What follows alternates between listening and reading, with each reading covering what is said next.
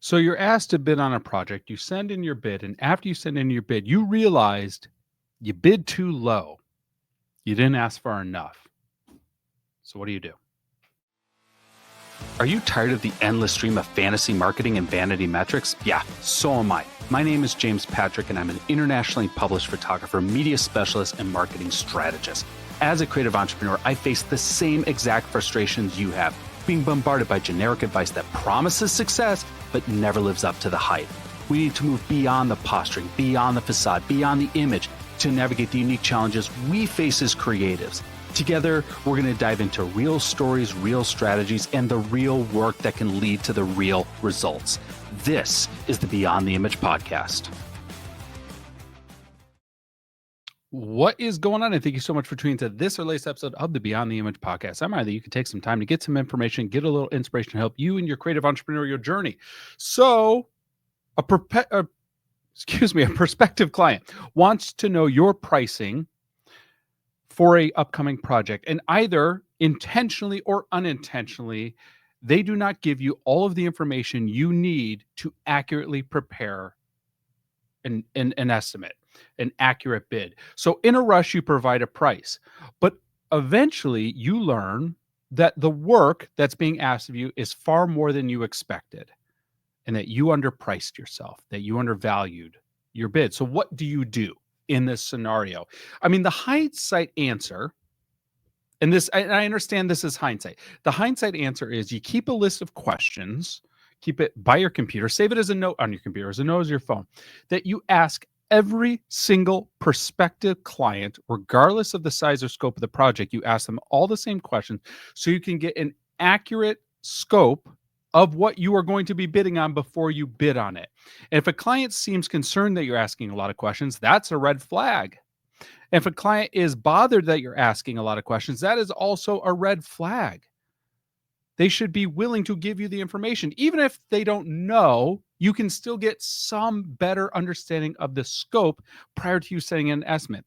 When is the shoot? Where is the shoot? How long is the shoot? How many shots are we getting? What shots are we getting? How many edits are you going to want? Where will these edits be used? Are there any special gear we need to have? Are there any special team members that need to be a part of this project? Are there any special permits that we need to get in order to be able to create this project? What does the turnaround time look like? Okay. You can come up with all the questions that you would think of and just put them on a sheet. And anytime a client calls, you go through the list of questions one by one. Okay. And even if the answer is don't know at this point. Now, the second hindsight answer is when you prep your estimate or when you prep your bid, and we've gone through this, and go back and listen to the previous episode where I talked about how I line item out my bids. When you line item out your estimates, include specific deliverables with measurable quantities. So, for example, I don't bid on a shoot in Phoenix. I bid on a 4-hour shoot in Phoenix. I don't bid on delivering edits. I bid on 12 delivered edits. I don't bid on, let you use the photos. It's web usage for 5 years. And if you and your client don't know any of these things, or excuse me, if your client doesn't know these, well, I'm not sure how long the shoot's going to be, or I'm not sure, how many edits we need at this time. I'm not sure if we need this for 5 years or we need this indefinitely. Then just put forth in your estimate what is called a best guess estimate. But you say, I'm best guessing that this is going to be a 4-hour shoot, and this is the price for a 4-hour shoot. I'm guessing that you need 20 photos. This is the price for 20 photos. I'm guessing this is the usage you need. This is the price for it. When you specify measurable quantities of the amount of time, number of shots, people, gear, etc., now you have something that you can scale up or scale down based off a client's budget. Okay. So if a client says, hey, we actually need more time, this is actually going to be a 6-hour shoot. Okay. The 4-hour shoot turns into a 6-hour shoot and the price increases accordingly. We need more edits. Absolutely. You can add more edits to that line item and the price increases accordingly. We need more usage. Absolutely. You can add more usage to that line item and the price increases accordingly. Or we need the price to be less. Actually, your total bid, I'm just going to use round numbers. Oh, your total bid's $5,000. We're hoping for this to be $3,500. Well, let's look at how we can make this 3,500. Maybe instead of an 8-hour shoot, we're doing a 4-hour shoot. Maybe instead of 20 edits, it's 12 edits. Maybe instead of web usage for 5 years, it's 3 years. Now you have a way to flex this. Okay. But I understand both of those are hindsight. But what I want to really drill across is your estimates, your bids need to be seen as best guess estimates. If you come across additional information that changes the scope of a project, the estimate should be updated to reflect accordingly, whether or not that information was omitted intentionally or not. And that's why it helps to have that specificity and measurable quantities in your bids and in your estimates, because then it becomes really simple to increase or decrease your estimates per line item. Okay. So if you come across additional information that you feel genuinely changes the scope of a project, well, you should have the right to revise your estimate to accurately reflect your new understanding of the scope, or the new understanding of the scope that's been sent to you. Okay. And maybe that is an uncomfortable conversation where you have to just have that conversation with the client and says, you know what, I misunderstood. This is what I thought it would be, and that's what I priced for.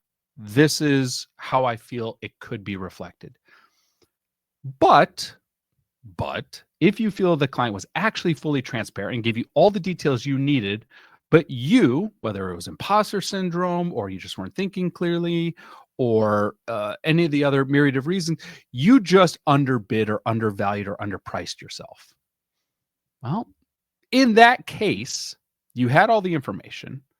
It is not the client's fault or not an omission of information that was the reason behind the undervaluation of your bid. In that case alone, I think you should honor that estimate. Nothing changed in the deliverable, and it was not the client's fault you underbid. What this ultimately comes down to is to have trust and open communication with your clients. If you are in fear that your client is just trying to take advantage of you and trying to get the most out of you they can, well, then that's probably going to be the relationship you have with them. But let's flip that. Could it be possible that the client has the same exact fears about you? And by you not being communicative and by you not being very transparent, you can actually actualize those fears for them? That's another reason I love line iteming and adding specific measurable amounts for every item on my bids. It has that transparency, so there's nothing that could be passed to client. If something needs to be increased, it's increased accordingly based off the numbers in the original estimate. So ultimately, pick up the phone and talk to your clients. Like, I think that most bids, incorrect estimates, just come down to not understanding the scope.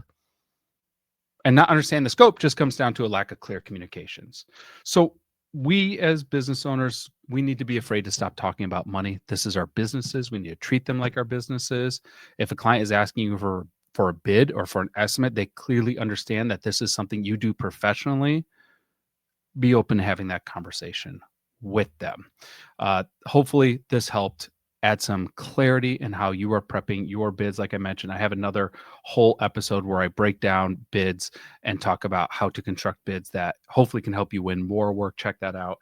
It's one of our most recent episodes. As always, we appreciate your 5-star reviews on the Apple Podcast app, for sharing this podcast with a friend, for your subscriptions on YouTube, all those things. Thank you so much. We'll talk to you on the next episode. Take care, everyone.